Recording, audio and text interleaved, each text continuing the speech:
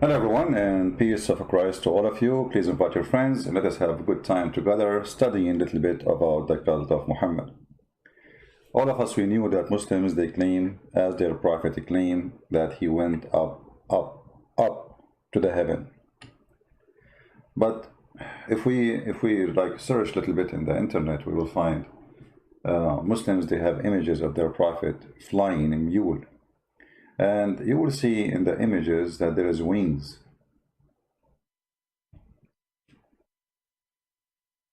But all my life, I'm studying this cult. I never saw any resource, any books, and I'm talking about Islamic books, speaking about wings. No wings. Muhammad never mentioned the wings. Hadith never mentioned the wings. Not a single description mentioned wings. And you know, I challenge any Muslim to show me that I'm wrong. If there's any Muslim, he can show us. I will be happy to see that happening. So where the wings is coming from? You know, when you are a person who make up a story, and you did not give us details, then ideas will start trying to come. And this is what Muslims do. Muhammad, he gave them a house which is in a very terrible shape. His details is funny, silly, and doesn't make sense. So the Muslims, they try to fix that wall which is full of holes by putting their mud there. And this is one of the muds the Muslims, they come with, that al-buraq, he have wings. If we ask any Muslim in the world, where the wings is coming from? Do we have any Muslim here to help us? Where the wings is coming from? Nowhere. So why you come with the wings?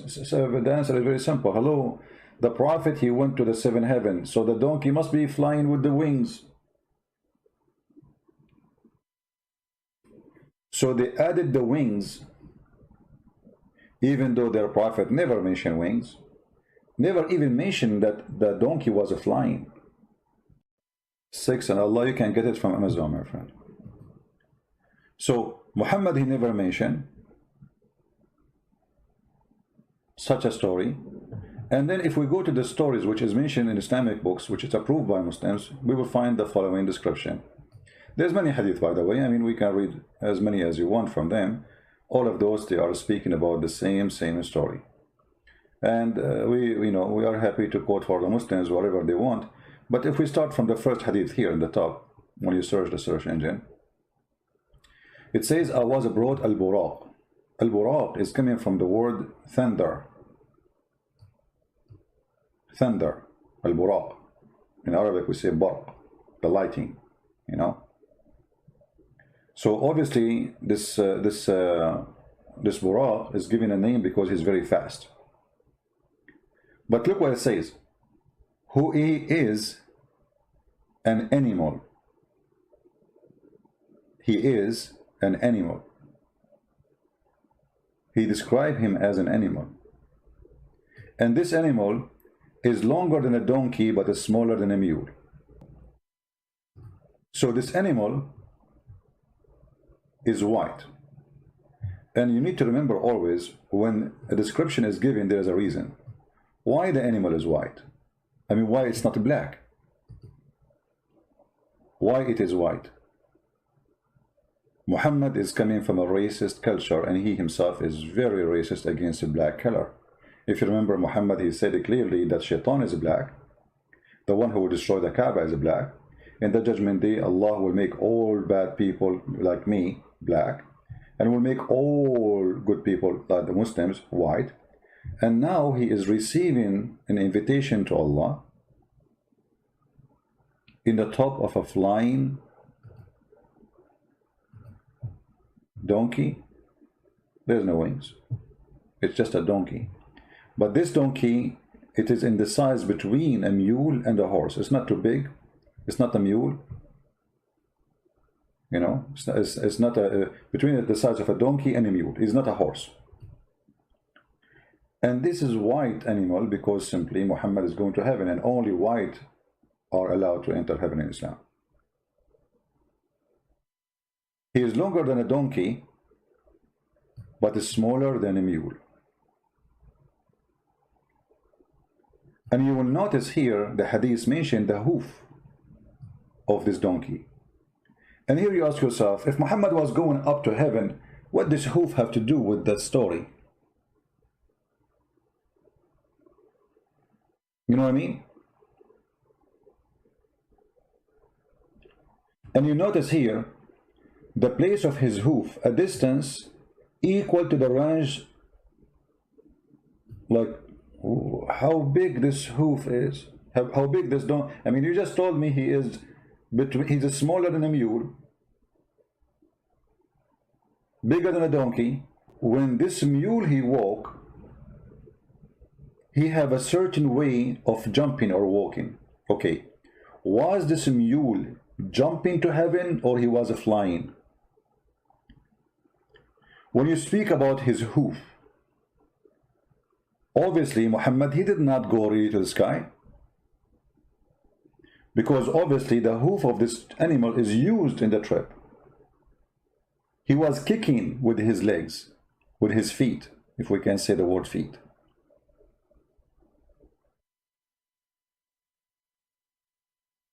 And you will notice here it says, I mounted it and came to the temple of Bayt al-Maqdis. Okay, so the same mule took him to Jerusalem. The same mule took him to Jerusalem. Where Muhammad was going? To the sky, or he was in the ground? If he is in the sky, then why he describing the movement of the hoof? And as long Muhammad, he was riding this donkey, or let us say this animal, who took him to Bayt al-Maqdis, how come Muhammad did not describe anything between?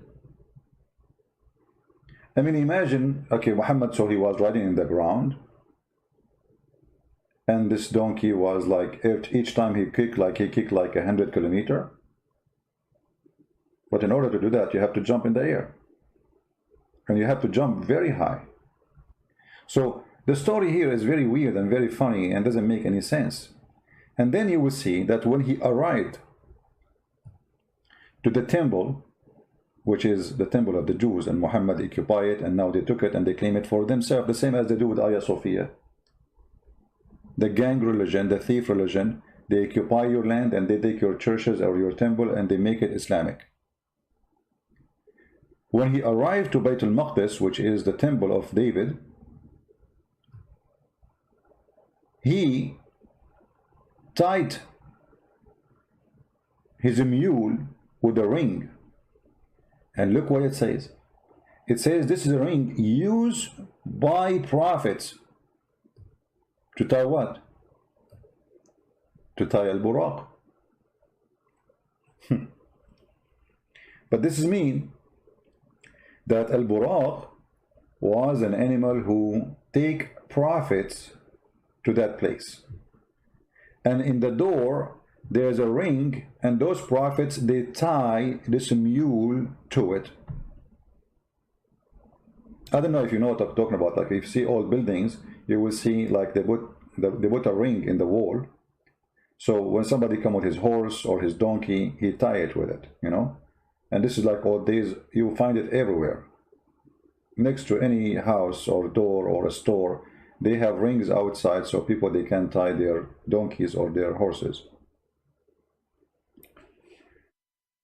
Used by the prophets.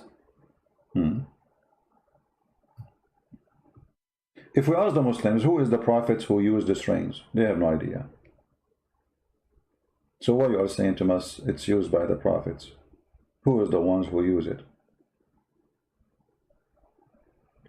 Muhammad, when he went to the seventh heaven and he went to Jerusalem as he claimed, he found all the prophets are there. All the prophets of Allah waiting for him in that, they call it Bayt al-Maqdis. which is very funny for Muslim to use that word, Baytul Maqdis. You know, Bayt is an Aramaic word, Maqdis is an Aramaic word, both mean holy house. Why Allah is using Aramaic language even to describe the Kaaba, to describe even what is in heaven. Al-Baytul Ma'mur, Bayt is an Aramaic word. Al-Kaaba is a Bayt. But this is stolen from the Aramaic and the Hebrew, like Bethlehem. Bethlehem, you know, I mean, if you go right now and search in Israel how many cities they start with the word Bayt, you will not believe it. This has nothing to do with Arabic. Was Allah an Aramaic? Or he's a thief? When Muhammad he went to the seventh heaven, he described that when he went to the house of David, which Muslim they claim it that it is their own, he found there all the prophets waiting for him, and the Messiah was one of them. Who? The Messiah. How many prophets were waiting for Muhammad there? 124,000 prophets.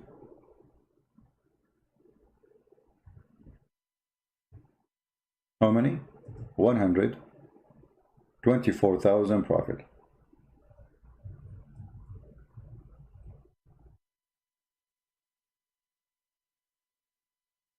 If you notice with me, it says there is only one ring and there's only one donkey.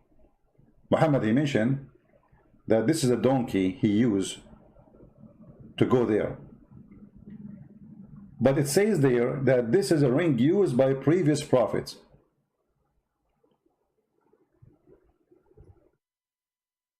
Did they use different donkey or the same al-buraq?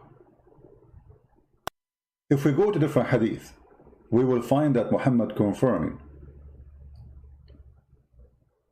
that the prophet waiting for him there. Let us show some reference. Muhammad saying,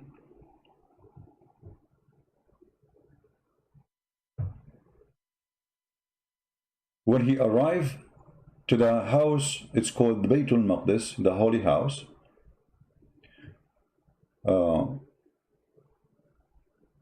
they are asking him, people they start asking Muhammad about things there. I mean, okay, as long you went there, tell us what you saw there.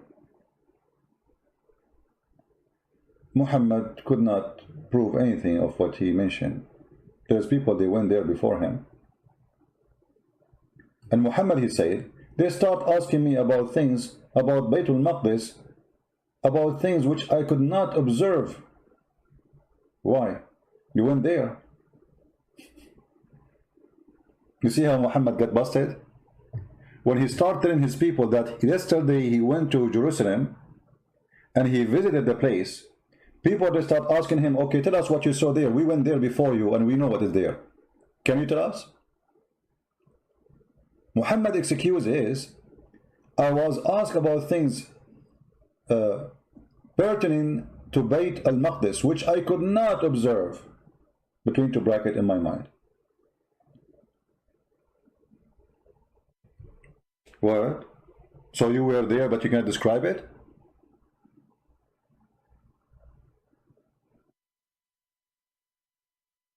He was there, but he can't describe it.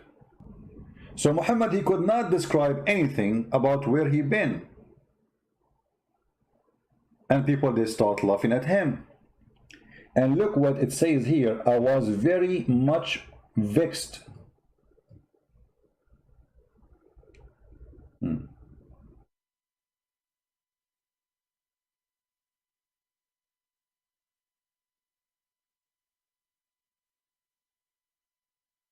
He was very sad, very upset. He could not prove anything. They ask him questions, you've been there, okay, tell us what you saw. What? Nothing. Nothing. All what this guy, he said, he saw a ring in the wall, he tied his donkey, he went inside, he saw Moses, he saw Isa, he saw the prophet. What you saw, what else you saw, he don't know. Isn't it obvious that Muhammad is a fraud?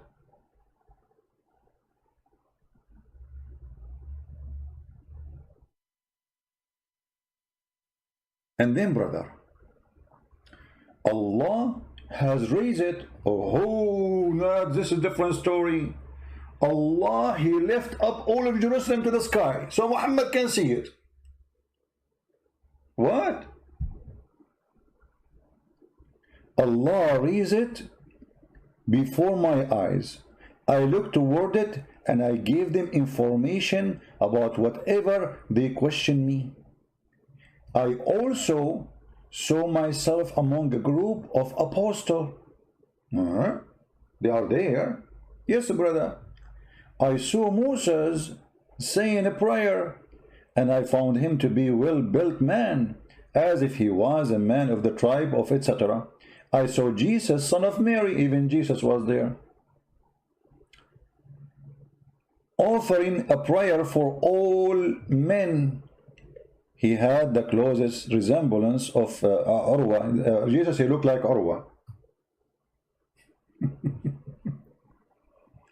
I saw Ibrahim. I mean, we go back all the way to Ibrahim. Abraham is there too.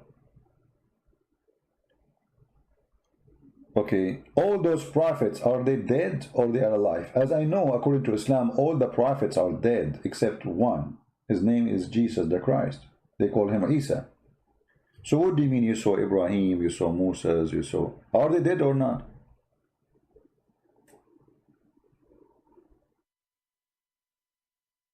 And then Muhammad, Allah, He take him to heaven, and then he see the same people again. So are they in the house of Bayt al-Maqdis in Jerusalem, or they are in heaven? The story even get funnier and more stupid.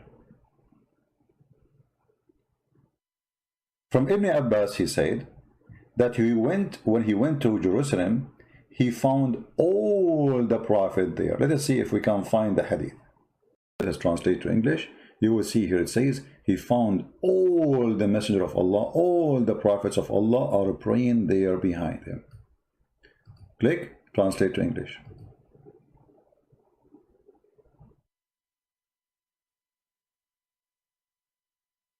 The translation is not coming correct.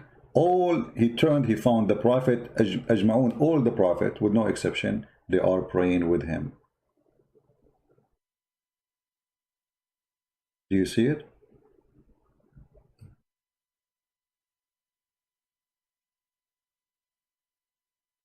Which God gather all his prophet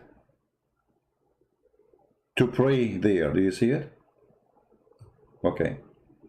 How many prophet? 124,000 prophet. Everyone he have a donkey, and we have one ring, and we have one house.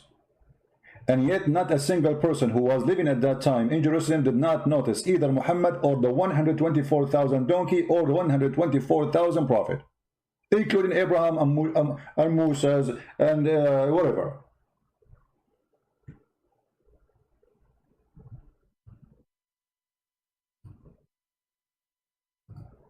All the prophets were there.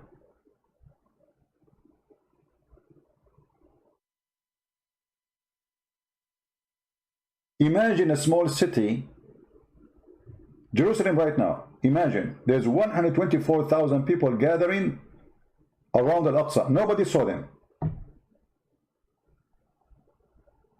Nobody witnessed such a thing. Only Muhammad saw that.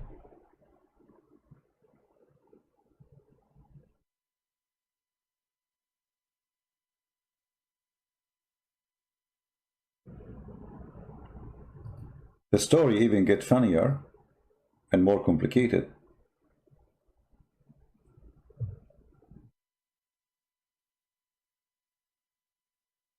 Muslims are not even sure if Muhammad he went up to heaven first and then he went to Jerusalem, or he went to Jerusalem and he went up to heaven after. Why? Because Muhammad he is a fraud. He contradicts himself. If we go back in the hadith here, based on the story here, Allah took him first to Jerusalem.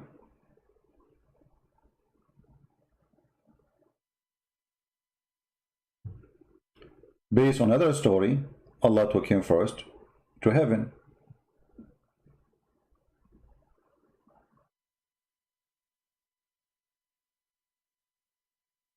Which one happened first?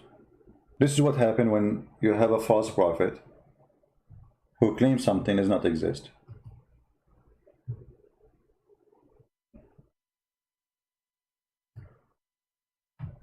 When Al-Buraq brought to Muhammad, the Buraq have a saddle on it. And Muhammad, he asked Jibreel, this is all for Muhammad, which means him? Jibreel, he said, by the Lord, there is no one more honorable to your Lord than your Lord than him. Him? Aren't you talking to him? Who's talking to who now? He said, then he started sweating badly. What is that? Muhammad, he got dirty before he go to heaven? Remember, Muhammad, before he was taken to heaven, Jibreel, he cut his stomach, he took his, his liver, his kidney, he took his heart, he took his, everything out, and he washed it with the water of Zamzam. And now Muhammad is, the second Muhammad is going to heaven, now he's sweating again.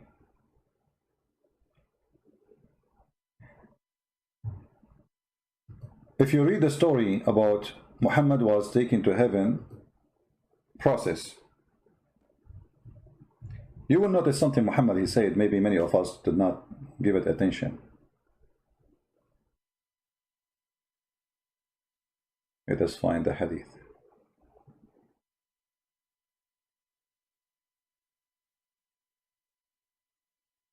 Here we go. Until now, we did not talk about Muhammad where he went, because this is the final destination we're going to reach. But look how Muhammad, he tried to fool the fool. This is why I say always, if a fool like Muhammad can fool you, how fool are you?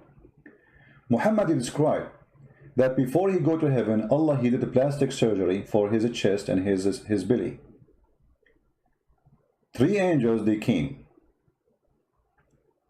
And they put him in the floor, and they did the following.